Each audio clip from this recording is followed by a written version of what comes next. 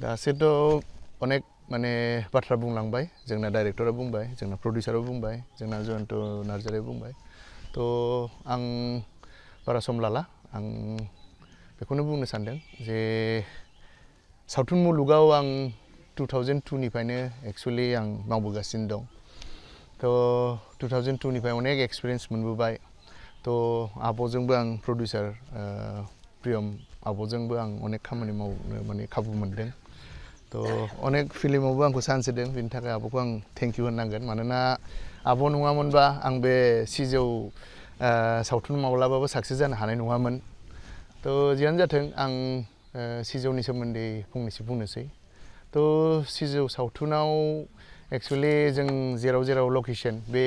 जोंनि जेरावनाखि गामि सायखंगुरि बाक्सानि थ' बेयावनो अलमस्ट 70% शुटखौ लानाय जादोंमोन अरुणाचलावबो लानाय जादोंमोन आरो मानास सिङावबो लानाय जादोंमोन थ' बेयाव जोंनि होल टीमानो अनेक खस्थ' खालामदों आरो जोंनिनो गामिनि माने मानसिफोरा अलमस्ट गामियानो अनेक बे सावथुननि थाखाय माने जोंखौ हेफाजाब होदों बिनि थाखाय आं माने साबायखर होनांगोन आरो बिदिनो जोंना सावथुनाबो दिनै साक्सेस जाबाय मानोना जोंना आलायारननि उनाव इन्डियान पेन'रामायाव मोननो हानाया बे सेकेन्ड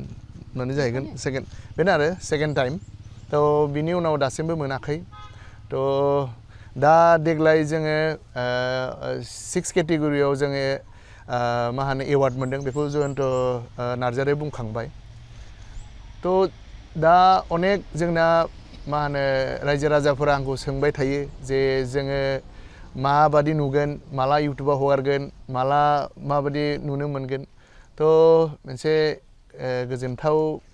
बाथ्रा बे जोङो रिसेन्टलि जों बेखौ जोङो इउटुब नङाबा जोङो OTT प्लेटफर्माव जों हगारसिगोन थ' रायजो राजाफोरा एसे फल' खालामबाय थाबानो जाबाय ससियेल मिडियाफोराव थ' जेब्ला रिलिज जागोन होमबा आं खनसे आरो फिन आं प्रेस कनफारेन्सआव आं बुंगोन एक्चुअली बेयाव अनेक माने बुंनो थाङोबाथ' बहुत हिस्ट्रि दं थ' आं आरो दा डाइरेक्टर बिशाल सालिहा बेजों आं खनसे गावनिनो माने शर्ट डकुमेन्टारि साबधान होननाय शर्ट डकुमेन्टारि इन्टारनेशनेल माने मा होनो जार्मानिनि फ्रेंकफुर्टआव सेलेक्ट जादोंमोन बै समाव जोङो जेब्ला थांदों जों फेस्टिभेलाव गल्डेन ट्री इन्टारनेशनेल फिल्म फेस्टिभेलाव जों जेब्ला ज' थांदों होमबानो अनेक आं डाइरेक्टर प्रडिउसार इन्टारनेशनेल लेभेलनि लोगो मोनदोंमोन आरो होमबानो आं सानखादोंमोन जे आंनाबो जुदि फिल्म माने सावथुना जुदि इन्टारनेशनेल लेभेलसिम जुदि बिदिनो जुदि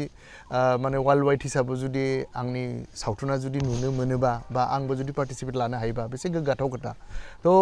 बै समाव आंनि फंबायनिया थांदों नो डाउट खिन्थु फंबायनिजोंनो आं गोग्गारै बै समावनो लादोंमोन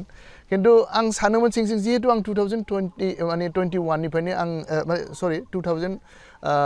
मा होनो 2 निफ्रायनो आं जिहेतु बे माने सावथुन मुलुगजों दं बेनिखायनो गासिबो एक्चुअली जाय जाय आर्टिस्ट बिसोरनो सिमां थाखायोनो जे गावनि फिल्मा नेशनेल इन्टारनेशनेल लेभेलसिम थांथों थ' बेबायदिनो आंनाबो सिमां दंमोन थ' बिदिनो सावरायलायनाय जाबाय जे माने बिदिनो नेक्स्ट जुदि जों प्रजेक्टखौ खालामबा खालामसै जोङो थ' माखौ लानानै बानाय जायो थ' बिदिनो लासै लासैनो सावरायलायनाय जाबाय थ' सावरायलायनानै लास्टआव जोङो फाइनालि जोङो सिजौनि जि दा स्क्रिप्ट माने मा होनो जोंनि गंगारनि आरो जोंनि बर'नि कम्बाइननि मोनसे स्ट'रि लानानै जों बानायनायखौ जों बैनिफ्रायनो सावराय आरो अनेक रिसार्चबो खालामनाय जाबाय भुटानावबो थांनानै रिसार्च खालामनाय जाबाय गुगोलावबो खालामनाय जाबाय जोंनि बर'नि इन्टेलेक्सुयेलफोरजोंबो रायलायनाय जाबाय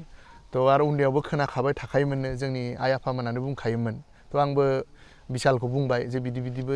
जोंना माने दंमोन आरो स्ट'रि थ' गावबो मोजां मोननानै गाव माने आवगायबोबाय आरो थ' जिहेतु रांनिबो बहुद माने जिहेतु बे माने एसे बिग बाजेटनि जिहेतु सावथुनमोन थ' आब'खौबो जों ज' एज ए फेमिलि हिसाबै जों सावरायलायनानै जों सानैबो जों आवगायनानै फैबाय आरो थ' बिशालनि डाइरेक्सनावनो बे सावथुनखौ बानाय जाबाय थिग बिदिनो जोङो जों जिहेतु बे सावथुना साक्सेस जाबाय थ' जोंना आरोबाव फिउचाराव जोंना प्लेनिं दं नाथाय बिदि नङा जे जों नेक्स्ट इयारावनो बा बोसोरसे उनावनो बानायगोन जिखुनु जों सावथुन बानायोबा मोनसे प्लेनिंआवसो मावनांगौ हयथ' जोंना बोसोरनै बोसोरथाम बोसोरब्रैबो जानो हागौ थ' जोंना नेक्स्टआ जिहेतु जोङो बे लेभेलसिम सफैबाय नेशनेल इन्टारनेशनेल लेभेलसिम थ' बे लेभेलनि नङाबाबो बिनिख्रुइ गोजौनि जोंना प्लेनिं दंखायो थ' जानाय जायियाथ' उननि खोथा जोंना खिन्थु प्लेनिंआ दं आरो जोङो मावगोन होननानै जों माने बिसास आरो जिहेथु बर' सावथुन मुलुगनि महरगिरिफोरा थांना थानायनि केरियार महरै लानो हायो नामा ना मा बुंनाय दा आवगायाव आं दिनै अनेक बोसोरनिफ्रायनो आं नुबोगासिनो दं जोंनि आर्टिस्टफोरा बै समाव प्रफेसनेल हिसाबाव जोंनि बे माने इन्डास्ट्रियाव जों एक्सुवेलि जों माने लानो हायामोन आरो जे बेनो प्रफेसनेल हिसाबाव खिन्थु दा बिदि जाबाय जोङो प्रफेसनेल हिसाबावबो एसेबाबो लानो हायो मानोना दा जोंनि एभ्रि इयार जोंना माने 20 to 30 दासो जोंना सावथुन ओंखारो आरो जोंना दा लासै लासैनो जोंनि बिटिसि एरियायाव माने हलबो जागासिनो दं थ' बिदिनो जुदि बारायलांबाय थायोबा होमबा अबभियासलि जोंनि रेभिनिउ जि मोनो बेखौ सबनाबो हेफाजाब मोनगोन बेखौ आरो दा जोंनि अलमस्ट मथा मथि 100+ जोंना प्रजेक्टाराव गामि गामि जोंना माने मा होनो माबा जायो आरो मा होनो गामि गामि जोङो सावथुनखौ देखायनो हायो थ' बेयाव दाना 30 to 40,000 प्रडिउसारफोरा मोनो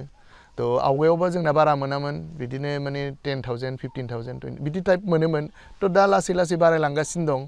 आरो दा हलफोराबो लासै लासै जोंनि बर' एरियाफोराव बांगासिनो दं थ' आं सानो माने बेखौनो प्रफेसनेल हिसाबाव लानो हागोन आरो फिउचाराव आरो मोजाङैनो थ' दा एसे दं किसुमान प्रब्लेम थेवबाबो आं सानो हागोन आरो